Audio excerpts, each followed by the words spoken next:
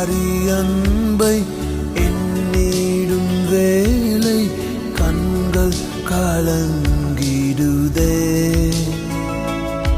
Hello மக்களே, நான் உங்கள் கன்னியாகுமரி சிறில். இன்னைக்கு நம்ம கன்னியாகுமரி மாவட்டம் கேரள எல்கை பகுதியில் இருக்கக்கூடிய தெக்கன் குருசுமலை தான் வந்திருந்தேன்.